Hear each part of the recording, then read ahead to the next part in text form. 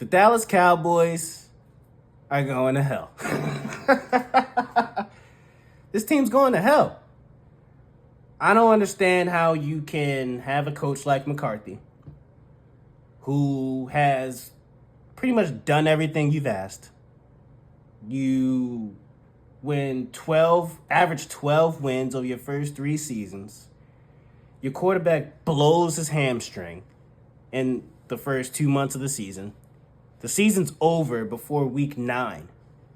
And McCarthy steadied the ship, did what he had to do, got his team in multiple positions to win, almost beat the Bengals if it wasn't for a bonehead play. After the season's over, they then deny him a chance to go interview with the Bucs. I just don't see how this team garnishes any good karma going in the next season. I don't see how this team garnishes any good faith from their fans going in the next season. McCarthy had his flaws, and McCarthy, I'm not going to sit here and act like he was Vince Lombardi, but he was a good coach. The ship was hemorrhaging. It was sinking. You're bailing water. And the guy was able to still get him to shore. I don't know. It just doesn't seem... Obviously, the NFL isn't fair to what have you done for me lately, league. But lately, I mean, he showed all the poise that he could be a good coach.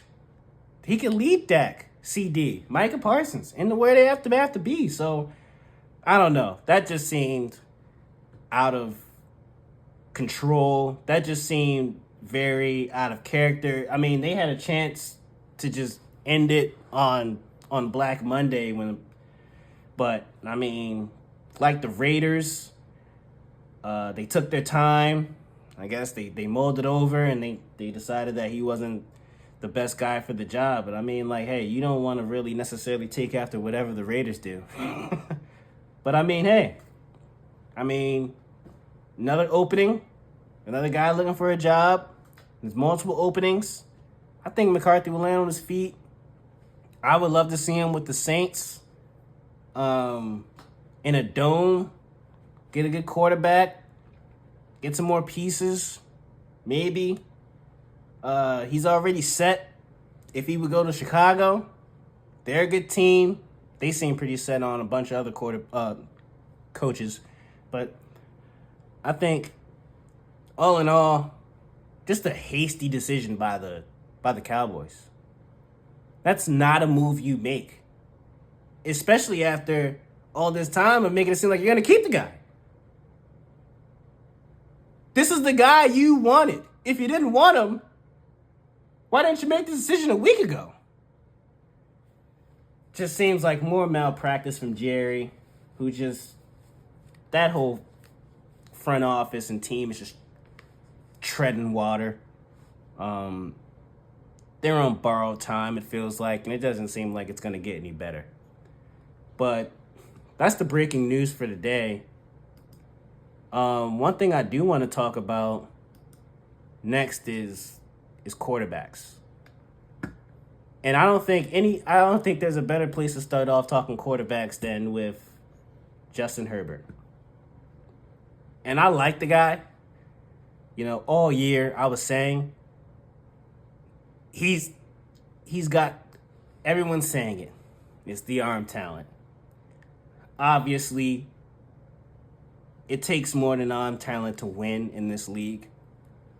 But when I saw how Harbaugh had them moving, and I saw the plays that Herbert was making, I bought in. The guy made me a believer.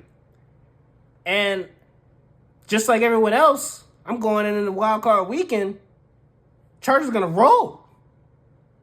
The Texans, I mean, they got a good roster, but they haven't been playing good over the last few weeks. Mixon's been non-existent. The Texans' O-line is terrible. Stroud's been under siege all year. What? It was the perfect storm. Bosa and Mac, that defense coming in, It seemed like the perfect storm. And like I said, I bought into a lot of what Justin Herbert was selling. And I think it's unfortunate. He let his organization down on Saturday. And I don't think it's hyperbole to say that. I mean, obviously you're in a rebuild. Obviously you're lacking talent. Obviously it's only up from here.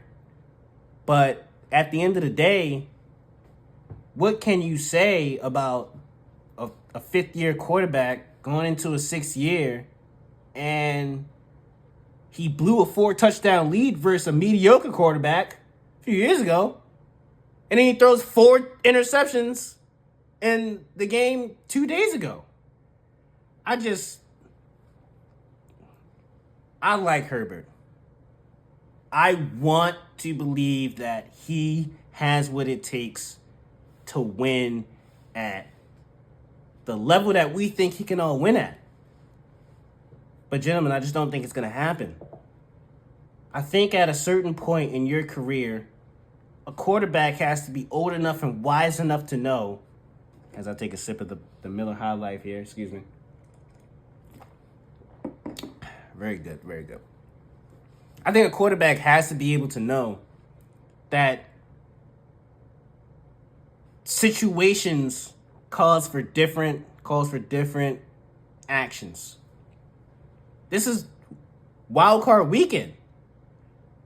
You have to be able to manage the game, real things in, protect the football, and say, this is wild card weekend. This isn't week 3 of the NFL season. And I just don't think that Herbert has the situational awareness, per se, and it hurts me to say it, but we got to call a spade a spade. He doesn't have the situational awareness to manage the game. Like, oh, we got a chance here to go up. It's 6-0. We got a chance to go up 9-0 or 12-0, whatever the case may be. Let's protect the football. Let's protect this drive. Let's move the chains. There's none of that. He's slinging the ball all around. He's treating the first drive of the game and the 10th drive of the game like they're the same drives. Like, no, dude. There's more importance on your 6th drive than your first drive. There's more importance on your 10th drive than your 6th drive, and so on and so on. You have to be able to be aware of the situation. And I think just constantly he's not. Excuse me. Whether it's that game versus the Jags a couple years ago, or whether it's this weekend, or whether it's versus, just a divisional game versus Mahomes, or his last few games against Lamar, the guy even if he gets a lead, even if he has control of the game, he loses it. And I think it's because he can't manage the game. He can't take what's given. And I think, not saying like the Chargers are going to move off him. He's not going anywhere. Harbaugh's not going anywhere. And he's not completely absolved of what happened on Saturday either. But I think, like, you're watching this team, and they're like, people on social media saying the Chargers are charging. That's a cop-out. That's a BS cop-out. The Chargers wouldn't charge her if their quarterback could protect the football, if their quarterback could understand the situation at hand. And I just think, like, man, how are you ever going to beat Mahomes, Lamar, Allen when it matters? When your guy just doesn't understand the fact that the ball is more important now than ever. He just doesn't understand that. Or he got a chance to take a commanding lead, and he can't take it. And it's just like, these are the steps you have to make to be elite. And still just not seeing it. when it matters out of Justin Herbert, and it hurts my heart. It hurts. And it's almost making me jump off the bandwagon because it was the same shit at Oregon. They had a chance to go to the college football playoff at Oregon. He gets put in the dirt by Arizona State. Granted, they had Jaden Daniel, but just constantly, time after time, he's got a shot to prove that that he's cut from the cloth of a Mahomes, of a Lamar, of a Josh, of a Burrow. And he beat Burrow this year, but just constantly he has opportunities to prove that he can be in that class, and he just isn't. He just isn't. And to pivot, I think Stroud, who was really underwhelming this year. I had him on my fantasy team. A lot of you probably did. Just wasn't the quarterback he was last year, but I think to hear all that noise, to see everyone picking against you, to know your back's against the wall, and to still make something like that happen on Wild Card Weekend, the first playoff game, to make a statement like that, you got to tip your hat to the kid. Got to tip your hat to the kid. Jim Harbaugh can't beat him without Connor Stallions. That's what they're saying online. And let me pivot to this. Lastly, one of the few last quarterbacks I do want to talk about, I think a lot of similarities with Justin Herbert, is probably Jordan Love. And I think Packers fans are probably tired of watching him throw games away. If there's any Packer fans in the comments that want to, chime in, any Chargers fans who want to chime in on their quarterbacks and defend them, I'm all ears.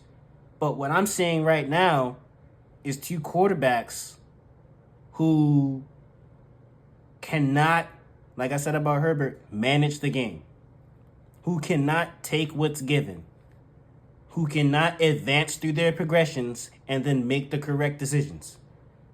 And it's unfortunate. They paid Love a lot of money. Herbert, obviously, paid a lot of money.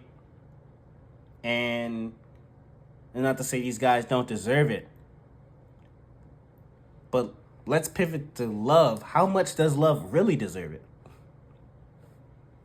How much does Jordan Love deserve $55 million a year? He had half of one good season. He had a good 10-game stretch. This year, obviously, the injuries and in and out of the lineup, and Dalbs in and out the lineup, Watson in and out the lineup. I understand. It can get tough.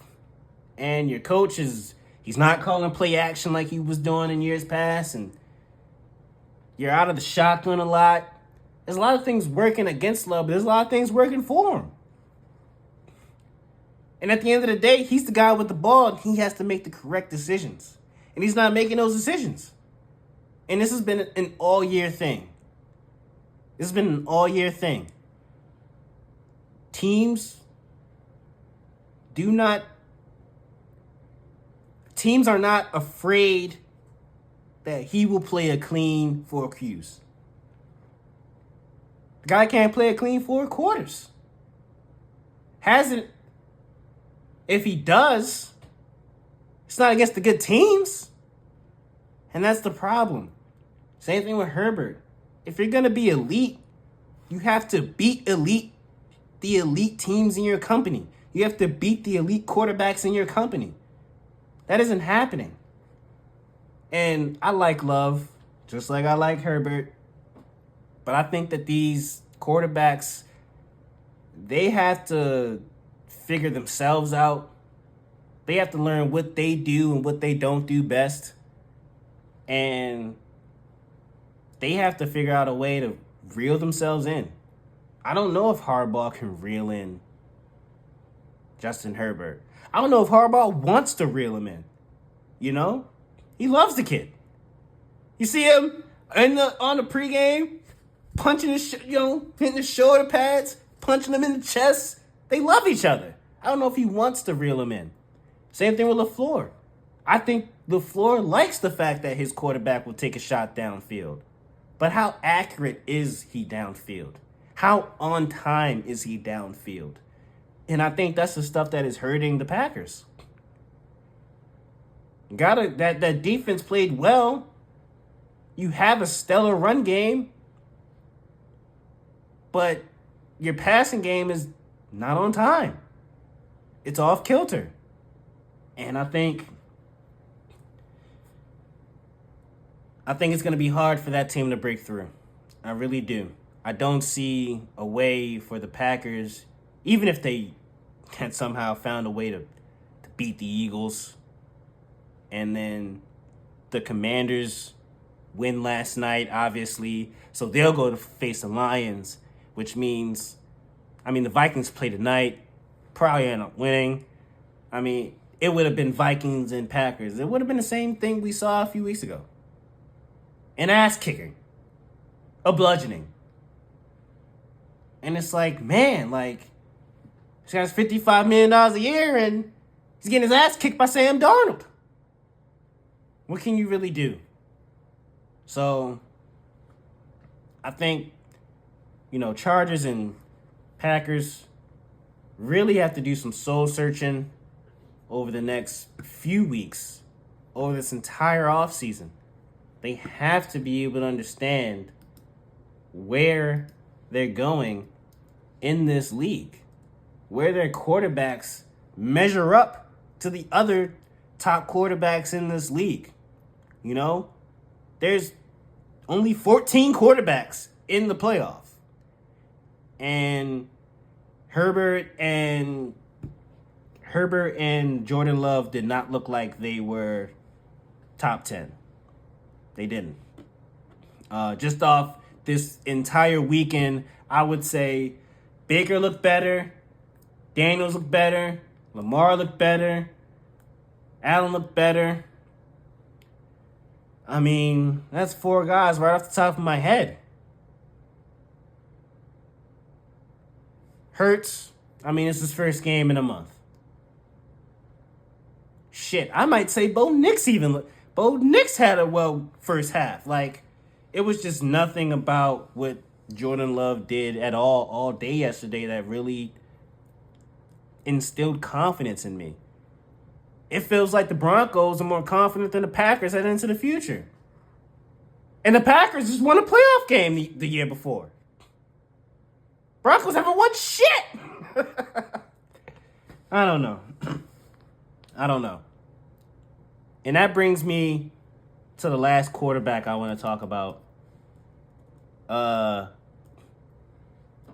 Is there a more underrated quarterback in the NFL than Geno Smith? Is there a more underappreciated quarterback in the NFL than Geno Smith? I see on Twitter all the time. Seahawks fans either love him or they hate him. No in between. He's either throwing the perfect ball, he's either making plays that a lot of people won't be able to make, or he's throwing a duck and they hate him and they can't understand where he's throwing the ball to, and yada, yada, yada. Watching these last 2 days of football have just made me wish that Geno Smith was in the playoff. One of the worst O-lines in the league that you've ever seen. The worst O-line in the league. He's 34. Okay? He's got no time back there. He's got weapons, obviously. Jackson Smith and Jigba is fantastic. DK is a physical beast. All right? Of course, you got the 2 backs in the backfield. They're pretty good. But what the fuck can you do? You got no O-line. That O-line is terrible. Pocket collapsing around him all year. He's still 4,300 yards, 21 TDs. Yeah, he's 15 interceptions, but what the fuck? He's got no time back there. Every decision is a split decision. He's completing 70% of his passes. That's a guy raised in the fire. That's a guy born and bred in the fire, ready to win out the fire. I think Seahawks fans don't know what they got in this guy. I think Herbert was a little under siege. You got Will Anderson and you got Danielle Hunter crashing down on you. I really think that started to get to Herbert. But I mean, Geno's been getting crashed down on all year. He pops back up. He's still delivering strikes. He'll miss a throw. But he's not a shitty decision maker. He's not 4 picks in one game bad. Now, he does have a 3-game interception here versus the Rams. And honestly,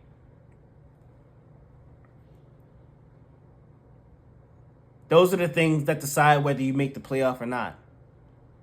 But fuck, who gives a shit about regular season interceptions? Herbert just had 3 over 500 attempts and didn't do 4 in the playoffs.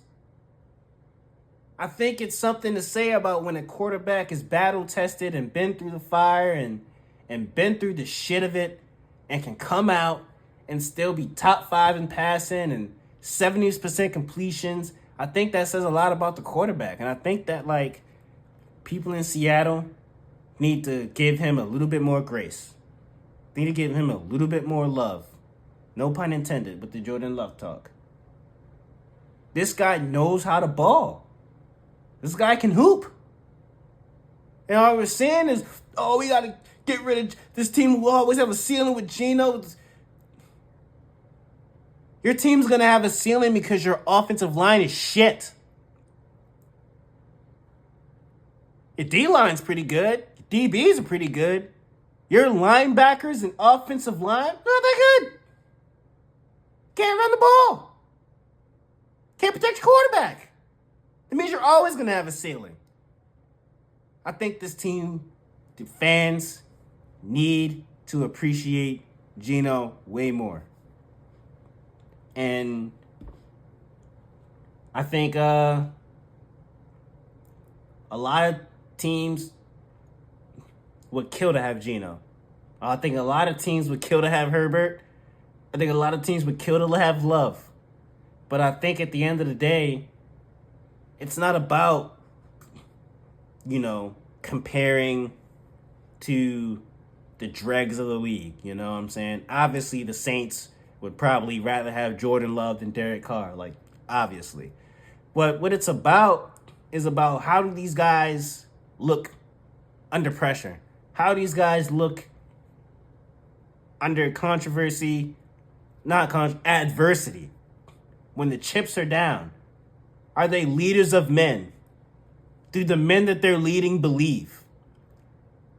And I just think, you saw in that Packers game, man, they had no fight. They had no grit, no toughness. Do they believe? Chiefs. Chargers went down 7-6. Did they believe that they could still win the game? 7-6. Justin Herbert's your quarterback. You don't fucking believe? So, I don't know. I think that says a testament to both those quarterbacks. Seahawks fought to the very end, won 10 games. I'm not saying that Geno is better than those two quarterbacks. I think that those two quarterbacks could learn a thing or two from Geno. And I think that Geno could learn a thing or two from them. He can learn from Herbert how to protect the ball. He can learn from Jordan Love. Don't hold on to the ball so much. You gotta let it rip. You gotta let it fly. What happens, happens.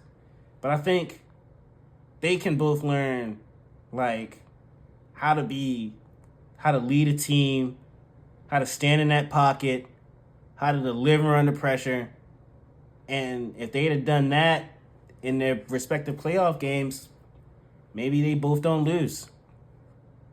Hey, subscribe or don't. We just talking ball.